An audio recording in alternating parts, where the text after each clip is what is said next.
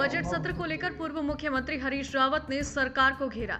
एक कार्यक्रम में शिरकत करने मसूरी पहुंचे पूर्व मुख्यमंत्री हरीश रावत ने भाजपा सरकार को आड़े हाथों लेते हुए कहा, सरकार की मंशा बजट सत्र को लेकर स्पष्ट नहीं और वो इसके खिलाफ पार्टी के शीर्ष नेताओं से वार्ता कर निंदा प्रस्ताव और विशेषाधिकार हनन का प्रस्ताव सदन में पेश करने के लिए कहेंगे।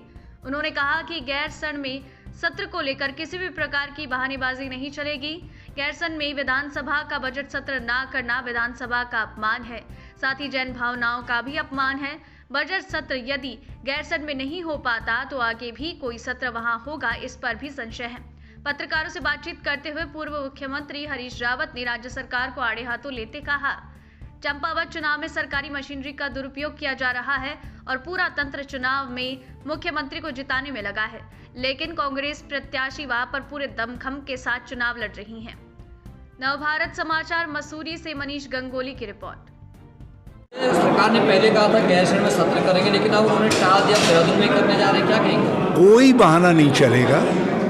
गैरसैंण में बजट सत्र का आयोजन न करना ये विधानसभा का अपमान है। विधानसभा का प्रस्ताव है कि बजट सत्र गैरसैंण में, और आपने उसका अवमानना की है। मैं तो अपने लीडर अपोजिशन से कहूँगा कि सरकार के खिलाफ निंदा प्रस्ताव लाएं और प्रिविलेज विशेषाधिकार हनन का नोटिस दें मुख्यमंत्री को और संसदीय कार्य मंत्री को। ये उत्तराखंड की जनभावना का भी अपमान है।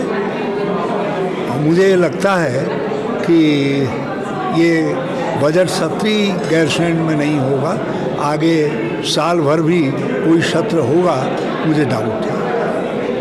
कहना चाहता है राज्यों से ही रजिस्ट्रेशन करवाना चाहिए था और उसके वहीं से मेडिकल लेकर के आओ कहना चाहिए था। और उसके बाद 2 स्थानों पर, एक स्थान ऋषिकेश में जहाँ से 4 धाम शुरू होती है और दूसरा खरसाली और सीतापुरी में रैंडम चेकिंग होनी चाहिए थी। रैंडम चेकिंग होनी चाहिए। SDRF को यह दायित्व सौंपा जाना चाहिए था कि हर 40 साल के ऊपर के व्यक्ति को या 50 साल के ऊपर के व्यक्ति को, जो हमारे समय में निर्धारित था, पहुंचाने का दायित्व उनका था। हम गर्म कपड़े भी देते थे, कंबल देते थे, जर्सी टोपी देते थे। यदि देखते थे मौसम में ठंडक आ गई है।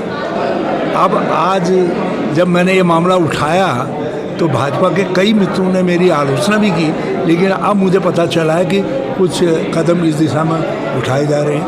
मेडिकल सुविधाओं का थोड़ा विस्तार किया है, मगर अभी भी पीने के पानी की व्यवस्था नहीं है। सबको मालूम है कि यदि खच्चर घोड़े हैं तो गर्म पानी देना पड़ेगा, उसके प्याऊ बनाने पड़ते हैं गर्म पानी, और वो चीज़ें नहीं हुई।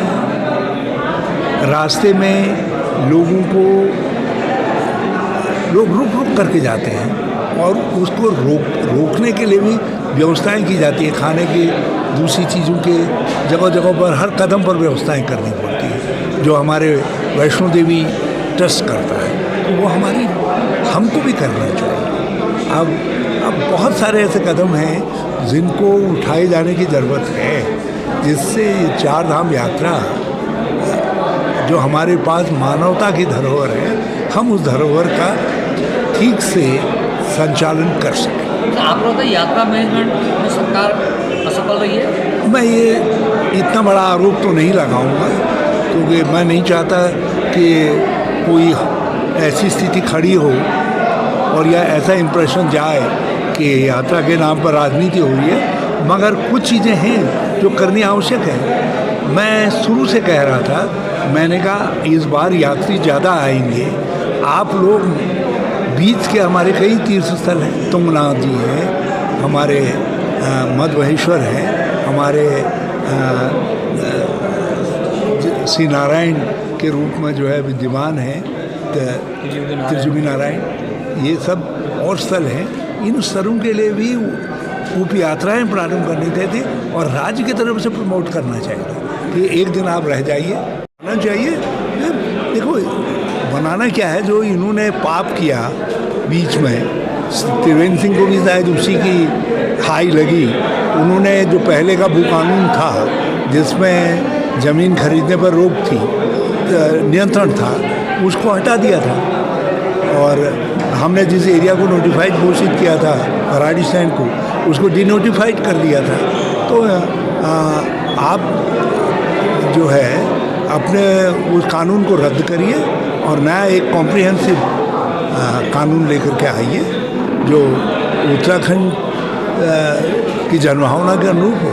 हमको अपनी संस्कृति बचानी है।